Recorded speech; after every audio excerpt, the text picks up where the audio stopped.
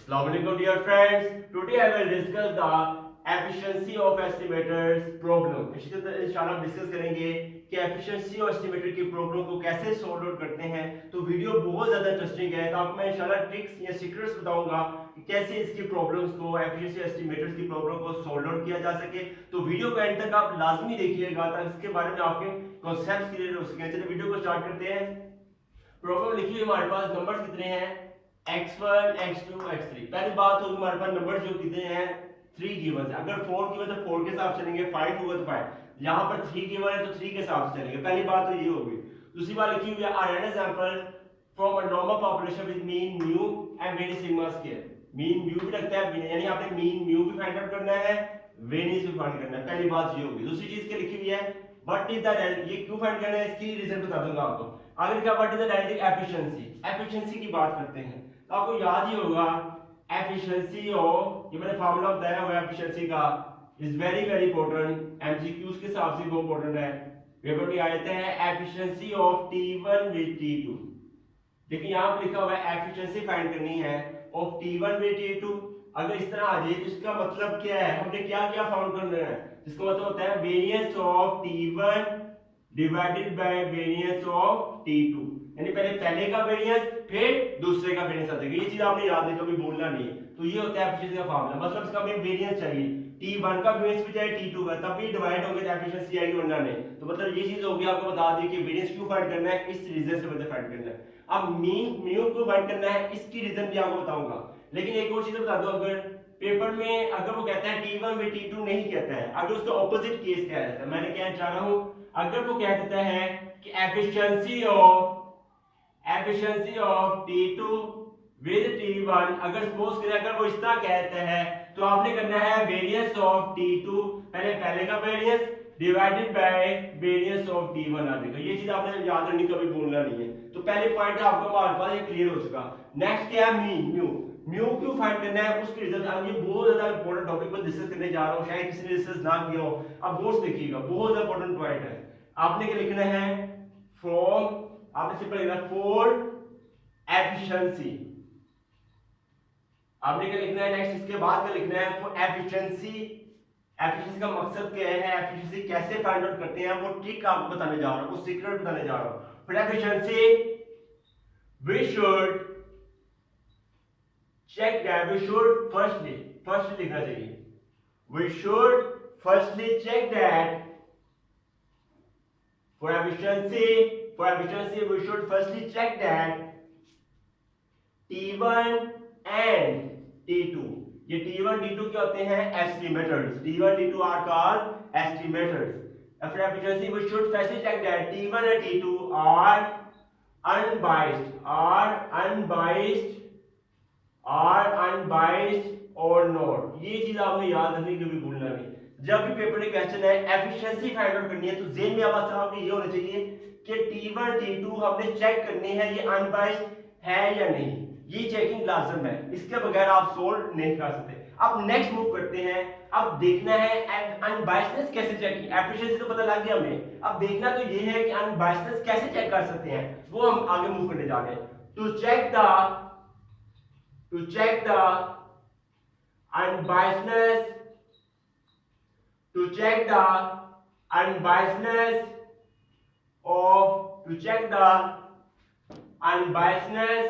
of T1 and T2 के अनबाइस्डनेस check करने के लिए हमें क्या काम करना चाहिए, हमें करना चाहिए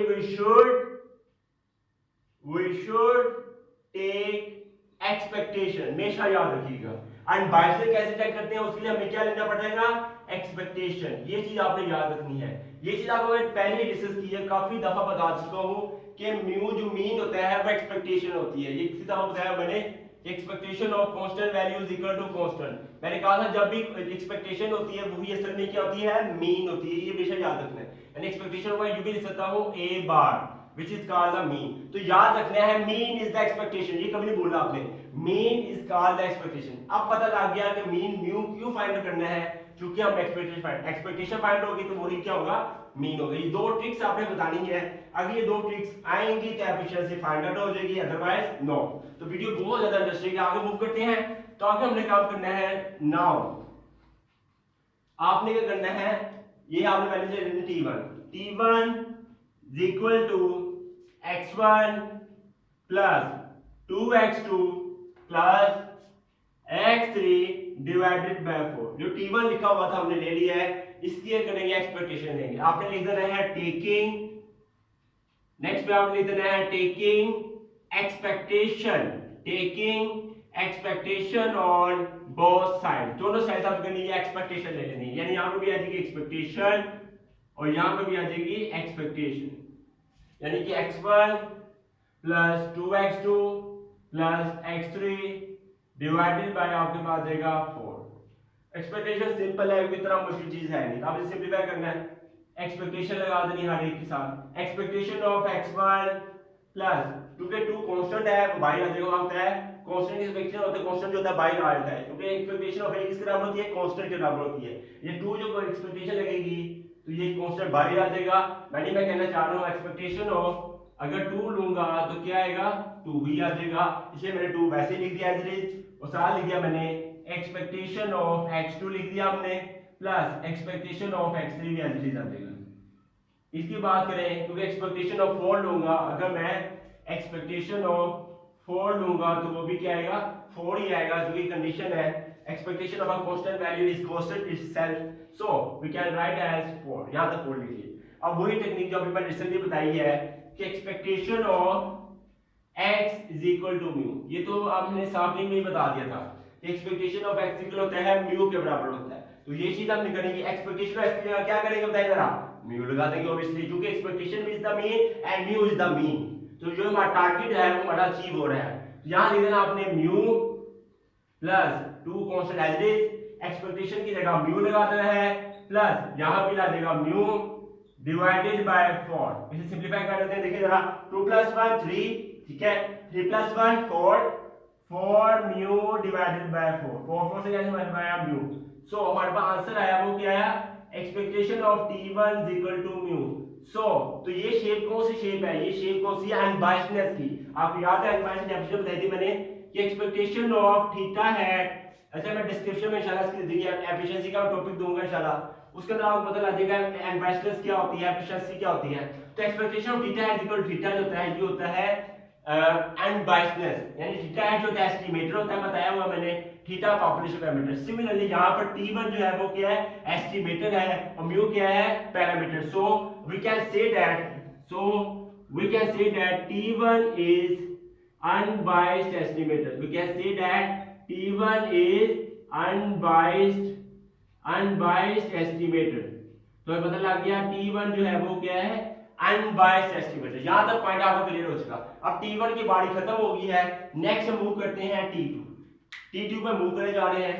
तो वीडियो स्किप मत कीजिएगा ताकि इसके बारे में आपके कॉन्सेप्ट क्लियर हो सके। देखिए जरा, t2 के पास गिवन है x बार, t2 यहां गिवन है x बार, खुद मान लगाए। x बार क्या चीज होती है, x bar is the mean, we know that. अब रीजन लिख सकते हैं यहां पर, x bar is equal to, reason लिखने के लिए मार्क्स होती है, रीजन आप क्लास में दीजिएगा, x bar is equal to summation x over small है।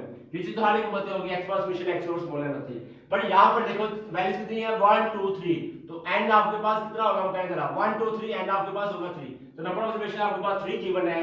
x बार फॉलो करना, इससे पहले ऐसे ही करूंगा मैं, x1 plus x2 plus x3 divided by 3। समझ आ गई, ये टेक्निक आपने याद भी रखनी है, भूलनी नहीं आपने। तो ये x बार समेशन x ओवर n होता है, तो मतलब एवरेज को हमने ऐड अप करना है, इसमें 3 वैल्यूज है, अगर 4 होगा तो 4 के हिसाब से डिवाइडेड बाय 3 कर दें, जो कि नंबर ऑफ ऑब्जर्वेशन आपके पास कितनी है, 3 आपने। तो इसकी करनी है, जिस तरह इसकी एक्सपेक्टेशन ली है इस तरह इसकी लेनी है। इसे मैं जल्दी करने की कोशिश करता हूं, क्योंकि ये ट्रिक ऐसे आपको आ चुकी है। Expectation of t2 is equal to expectation of x1 plus x2 plus x3 divided by 3 आ जाएगा। सिंपलीफाई कर देते हैं, expectation of x1 plus expectation of x2 plus expectation of x3 divided by 3। Expectation x की जगह क्या आ जाएगा आपके पास, म्यू आ जाएगा, वही जो बढ़ती आपको बताई मैंने, और यहां भी आ जाएगा म्यू, और यहां पे भी आ जाएगा म्यू, डिवाइडेड बाय 3 आ जाएगा। 1 2 3 3 म्यू आ जाएगा आपके पास, डिवाइडेड बाय 3, सीधी एक्सेलरेशन हमारे पास आ जाएगा म्यू। सो हमारे पास आंसर क्या आया, expectation of T2 is equal to mu. तो यहां आपको बता दिया मैंने T2 एस्टिमेटर है, म्यू पैरामीटर है। सो यहां पर T2 इज अनबाइस्ड एस्टिमेटर, तो ये बात हमारी क्लियर होगी।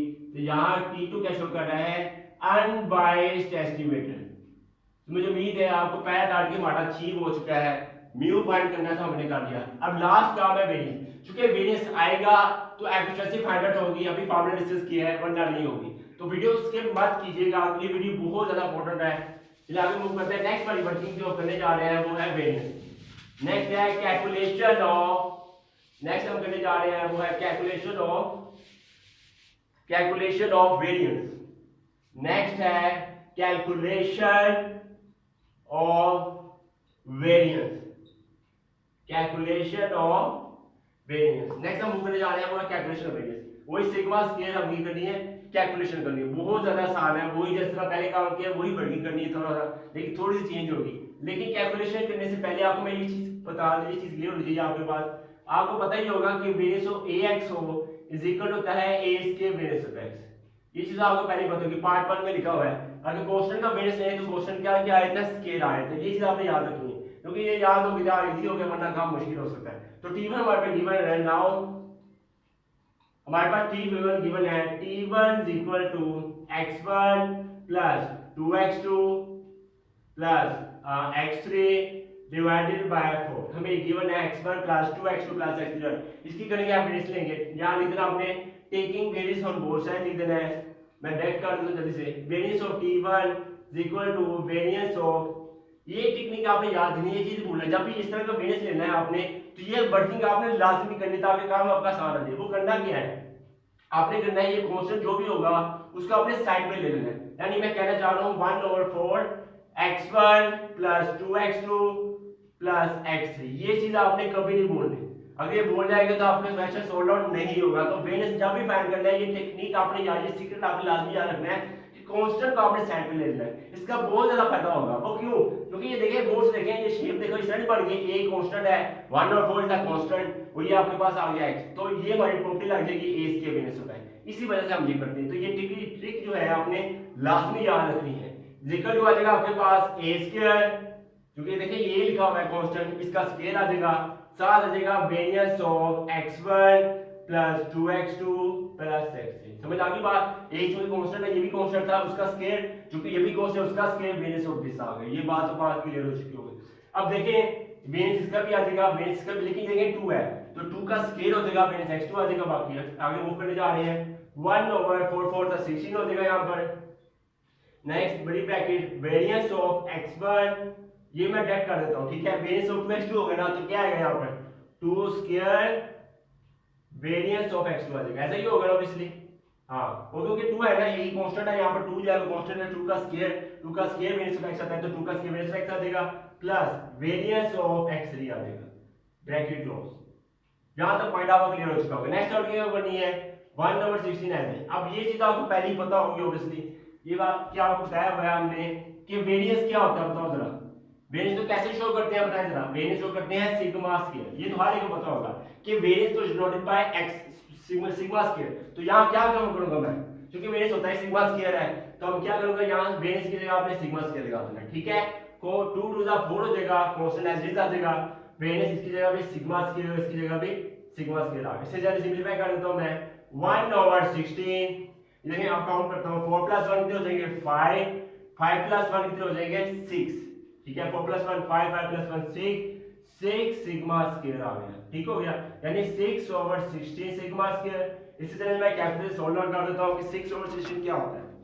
6 डिवाइडेड बाय 16, आपका आंसर है 0.375 सिग्मा स्क्वायर। यानी ये चीज हमें पता लग गई है, जो मैं साइड पे लिख देता हूं वैसे, कि वेरिएंस ऑफ T1 हमारे पास जो निकला है वो है 0.375 सिग्मा स्क्वायर। तो ये हमारा काम तो हो गया। अब लास्ट वर्किंग आती है T2 की। अब T1 का वेरिएंस निकल आया, T2 का, जैसे T2 का वेरिएंस आएगा हमारी एफिशिएंसी आ जाएगी, हमारा क्वेश्चन जो होगा वाइंड अप हो जाएगा। तो हम नेक्स्ट मूव करने आगे, चाहे इसका आप स्क्रीनशॉट भी ले सकते हैं। चलिए नेक्स्ट मूव करते हैं। नेक्स्ट हम करने जा रहे हैं T2 का वेरिएंस, ठीक हो गया।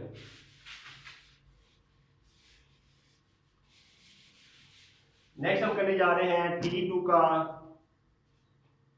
का वेरिएंस। T2 हमारे पास गिवन है x1 plus x2 plus x3, ठीक है, divided by 3।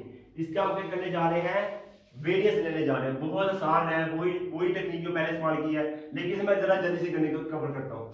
Variance of T bar, तो वीडियो स्किप मत कीजिएगा, ये चीज आएगी तो एफिशिएंसी आएगी, वरना नहीं आएगी, तो लास्ट में देखिएगा। वेरिएंस ऑफ टी2 आपके पास एज इट इज आ जाएगा यहाँ पर, वही काम जैसे पहले किया था, वेरिएंस एज इट इज आ जाएगा यहाँ पर, और कांस्टेंट करना आपने सेट पे ले लेना है। क्यों लेते हैं ये रीजन आपको पहले बता चुका हूँ। वेरिएंस ऑफ सॉरी ये नहीं करना आपने, वेरिएंस ऑफ लिया नहीं हमने, यहाँ से लिख देना bracket x1 plus x2 plus x3 आ जाएगा। यहाँ तक पॉइंट आप क्लियर हो चुका है। नेक्स्ट वर्किंग वही a square variance of x1 plus x2 plus x3, ठीक हो गया। इसके बाद आइसोलेटेड कर देना है, वेरिएंस ज्यादा इसका ज्यादा separate isolated 1/6 is 9 variance of, खत्म होने लगा न्यूमेरिकल बस, x1 plus variance of x2 variance of x3 आ जाएगा। बाकी वही वर्किंग 1/9 आ जाएगा। वेरिएंस होता है सिग्मा स्क्वायर, यहाँ सिग्मा स्क्वायर आ जाएगा, यहाँ पे सिग्मा स्क्वायर, यहाँ पे सिग्मा स्क्वायर। काउंट करें 1 2 3, कितना हो जाएगा 3 sigma square over 9, 3/3 is 9, 1/3 sigma square. चलिए मैं कैलकुलेट सॉल्व करता हूँ कि 1/3 कितना होता है। 1 डिवाइडेड बाय 3 करें तो हमारे पास आता है 0.333 सिग्मा स्क्वायर आ गया। तो ये बात हमारी क्लियर हो चुकी कि वेरिएंस ऑफ T2 हमारे पास निकला है, वो आ गया ये, और वेरिएंस ऑफ T1 हमारे पास गिवन था ये। तो लास्ट वर्किंग रहेगी एफिशिएंसी, रिलेटिव एफिशिएंसी हमारा लास्ट टॉपिक है। ये वीडियो उसकी मत कीजिएगा, ये लाजमी देखना आपने। हमारे जो एंड पॉइंट है, मेन पॉइंट है, वो हम डिस्कस करने जा रहे हैं, वो है एफिशिएंसी ऑफ, जो मैं कहा गया था वो फाइंड करने जा रहे हैं। जो T1 विद T2, वही जो फार्मूला देगा इक्वल टू होता है, ये क्या होता है, variance of T1 divided by variance of T2।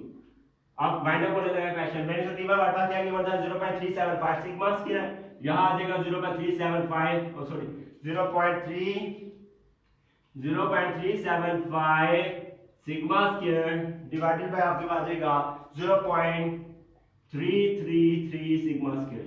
अब ये देखिए सिग्मा स्क्वायर कैंसिलेशन होगी, इन्हें से मैं डिवाइड करता हूं, 0.375 डिवाइडेड बाय 0.333, सॉल्वर के बाद आंसर है 1.126। तो दिस इज द एफिशिएंसी। तो एफिशिएंसी फाइंड करनी थी, हमारे पास एग्जैक्ट वैल्यू आ गई, वो है 1.126।